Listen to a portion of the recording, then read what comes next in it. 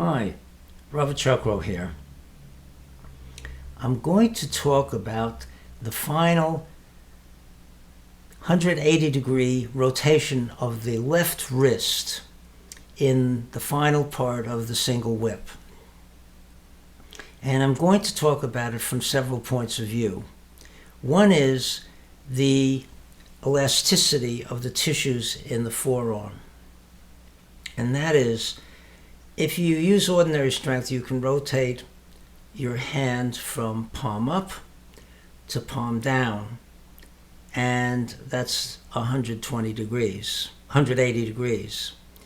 But if you use Taiji, which instead of contraction, which is pulling it, use extension, which is pushing it, you can go from neutral only 45 degrees in one direction. So as I rotate my hand from the neutral position, which is bladed, to the 45-degree position, I'm stretching tissues.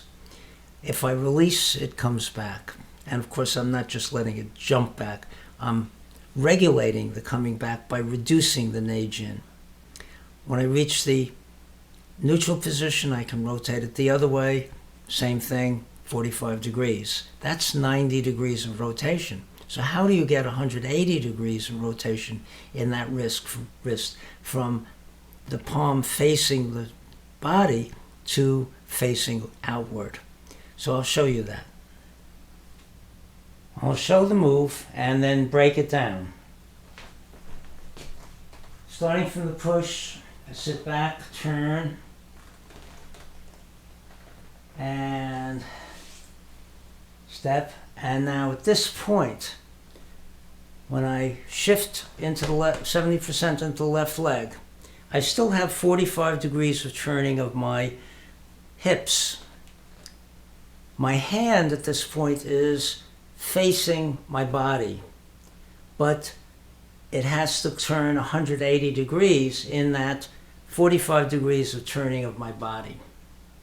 So here's how it happens. One part of it is that 90 degrees of turning that I just talked about of the forearm, of the wrist, using the expansion in the forearm. Another aspect of it is that when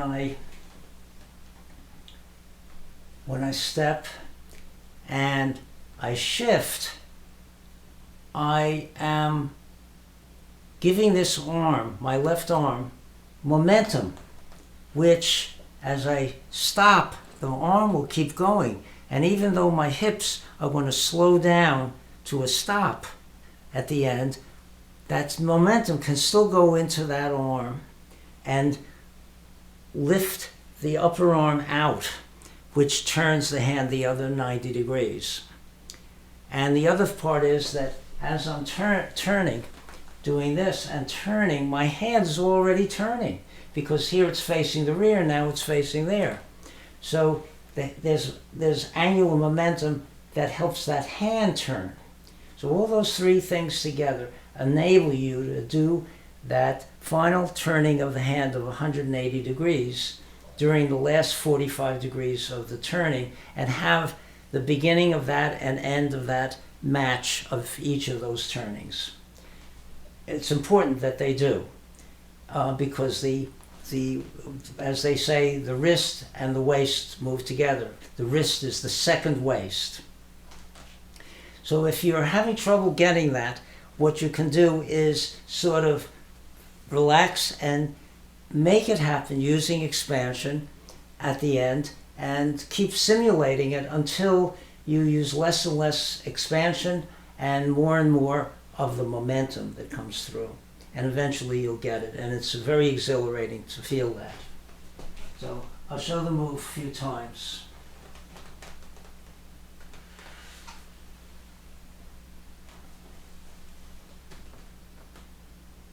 And from the other direction.